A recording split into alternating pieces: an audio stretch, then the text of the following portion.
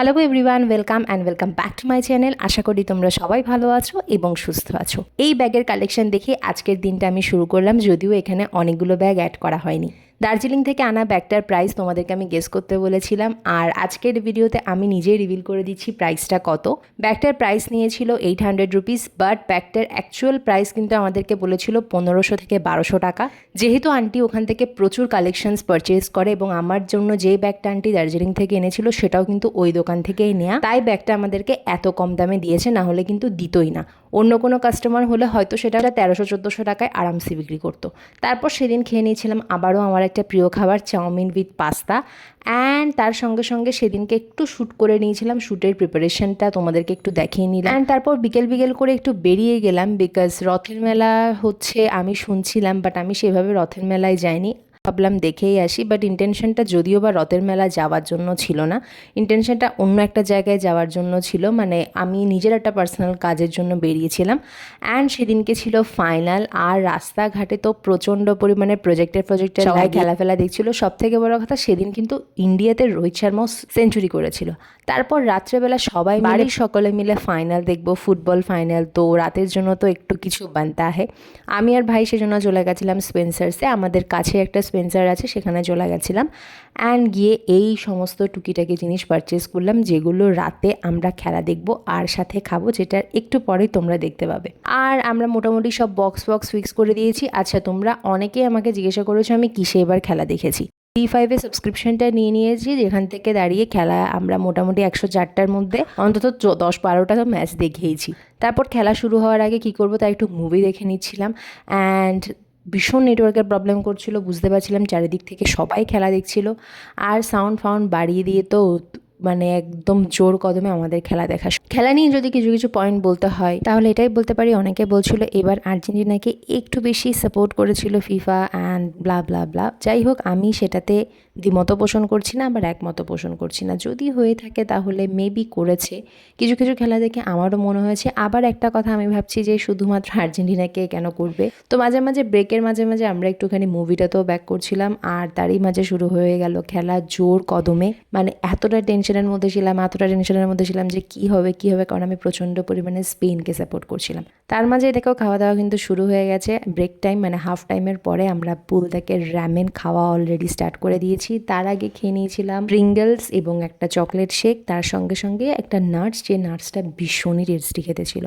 তারপর আবার শুরু হয়ে গেল খেলা, তার মাঝে শাকিরার এই অ্যামেজিং সংটাও দেখানো হলো, and just look at his reaction, অসম্ভব চাল ছিল, অসম্ভব। তারপর মাঝে এই ঝামেলা হয়ে গেল, যেটা আমার খুবই আনফেয়ার লেগেছে এবার খেলাতে। মানে ফাইনালের দিন সবাই কত সুন্দর করে খেলবে, তারপর হার জিত হলে সেটাকে অ্যাকসেপ্ট করবে, মানে কোনো রকমের অশান্তি বা কোনো রকমের এমন কোনো কিছু সৃষ্টি করবে না যেটা দিয়ে মানুষের উল্টো দিকের মানুষেরও খারাপ লাগতে পারে, আর আমরা যারা টেলিভিশনের এপার থেকে দেখছি তারাও একটা খারাপ ভাবনা আনতে পারি। এবং লিটারেলি সেটাই হলো। যাই হোক, দেখতে দেখতে ভীষণই মাথা গরম হয়ে যাচ্ছিল যে এরম কেন করছে এত বড় বড় প্লেয়াররা, যদিও আমার তাদের নিয়ে কথা বলা উচিত না। ফাইনালি স্পেন জিতেই গেল।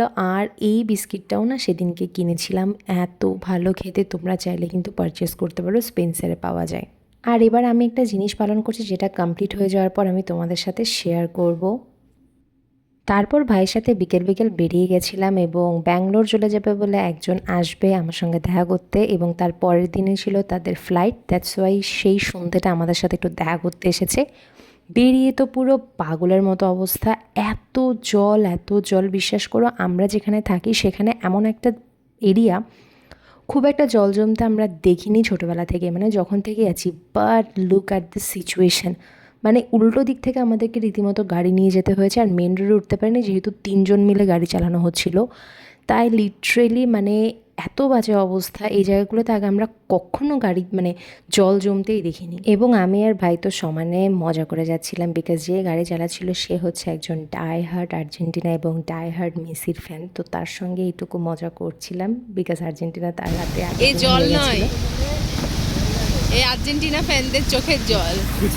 আর এইটা ছিল সেদিনকারই দুপুরের লাঞ্চ। সব থেকে বড় কথা, আমার সব থেকে প্রিয় প্রিয় তরকারিগুলো এখানে রান্না হয়েছিল। অ্যাকচুয়ালি তারপরের দিন রাত্রে ফ্লাইট ছিল, তো আমরা ভাবলাম যে সকালবেলা আরেকবার অফিস টফিস আমার কমপ্লিট করে আরেকবার দেখা করা যাক, এবং সেই অনুযায়ী আমি অফিস টফিস কমপ্লিট করে বেরিয়ে গেছিলাম। মাঝখানে আমার তার মাঝে জুতো নিয়ে একটা প্রবলেম হয়ে গেছিলো, আর একটু বাইরে দাঁড়িয়েছিলাম বিকজ যে ব্যাঙ্গালোর যাবে তার কিছু পার্সোনাল জিনিস কিনতে হয়েছিল, তো আমি বাইরে দাঁড়িয়েছিলাম, আমি আর ঢুকিনি। দেন আমাকে নিয়ে কোথায় চলে যাচ্ছিলো আমি লিটারেলি জানতাম না। তারপরে দেখলাম একটা শপিং মলে নিয়ে আসলো, নিজে কিছু পারচেস করলো। আর দেন যাওয়ার পথে আমার একটু চাও খাওয়ার মন হচ্ছিল, বাট আর খাইনি, ভাবলাম শপিং মল থেকে বেরিয়ে খাবো। তো শপিং মলে গিয়ে আমার এই টপটা না ভীষণ পছন্দ হয়েছিল, আর আমি এই টপটা তখনই ট্রায়াল দিচ্ছিলাম যখন সেই ছিল এটিএমে, বাট এটিএম থেকে ফেরার পর আমাকে বলছে না এটা পছন্দ হয়নি, সো আমি আর কিনিনি, বাট আমার ভীষণ পছন্দ হয়েছিল। যাই হোক, তারপর কেনাকাটা সমস্ত কিছু কমপ্লিট করার মাঝখানে আমি একবার চা খেয়ে গেছি, কারণ আমার প্রচণ্ড মাথা ব্যথা করছিলো, আমি লিটারেলি আর পারছিলাম না। আমি সেদিন তাড়াতাড়ি ছুটি নিয়েছিলাম, এই টাইমটা কিন্তু অনেকটা বেলাবেলা, সেদিন সকালবেলার মতনই ওয়েদার ছিল, তাই তোমরা হয়তো বুঝতে পারছো না। এই সময়টা আমি তোমাদেরকে বলে দিই, লিটারেলি তখন মানে 5টা কিন্তু প্রায় বেজে গেছিলো। তারপরও দেখে মনে হচ্ছে কেমন যেন দুপুর দুপুর। তো এই যে ফাইনালি শপিং ডান, আর ফ্লাইট তার কিছুক্ষণ পরেই, আর তখন ঘড়ির কাঁটায়ও প্রায় 5:30 পৌনে 6টা বেজে গেছে। তো কিছু না হোক, একটু খাওয়া দাওয়া তো না করে আসা হয় না, তাই কাছেই একটা ক্যাফেতে চলে গেছিলাম। এই ক্যাফেটাতে আমরা প্রায় যাই, এবং দাদা দিদিরা আমাদেরকে খুবই ভালো করে চেনে। খুবই সুন্দর অ্যাম্বিয়েন্স, খুবই ভালো বিহেভিয়ার, আর খাবার দাবার নিয়ে তো বলার কিছুই নেই। সকাল থেকে সেদিন তেমন কিছুই খাইনি, এটাই বলা যেতে পারে ব্রেকফাস্ট, এটাই বলা যেতে পারে লাঞ্চ, যেহেতু তাড়াতাড়ি বেরিয়ে গেছিলাম। আমি প্রথমে ভেবেছিলাম শুধুমাত্র হোয়াইট সস পাস্তা খাবো, কারণ আমার ওখানের হোয়াইট সস পাস্তাটা প্রচণ্ড বেশি ভালো লাগে। আর একটা হোয়াইট সস পাস্তা যদি নেওয়া হয়, বিশ্বাস করো দুজনে মিলে খেলেও পেট পুরো ভরে যায়। বাট যে অর্ডার করবে সে তো অর্ডার করবেই। আমি যেহেতু একটু স্পাইসি, একটু চাইনিজ খাবার বেশি পছন্দ করি মোর দ্যান ইন্ডিয়ান ফুড, সেই জায়গা থেকে দাঁড়িয়ে কোরিয়ান এই উইংসটা অর্ডার করা হলো। বিশ্বাস করো অনেক ভালো খেতে ছিল। আমি সামনাসামনিও বলছিলাম যে না ভালো খেতে, না করলেও হতো, বাট আমি মনে মনে ভীষণ খুশি হয়েছিলাম, কারণ সত্যি ওই পাস্তাটা দিয়ে অস্বাভাবিক সুন্দর খেতে লাগছিলো।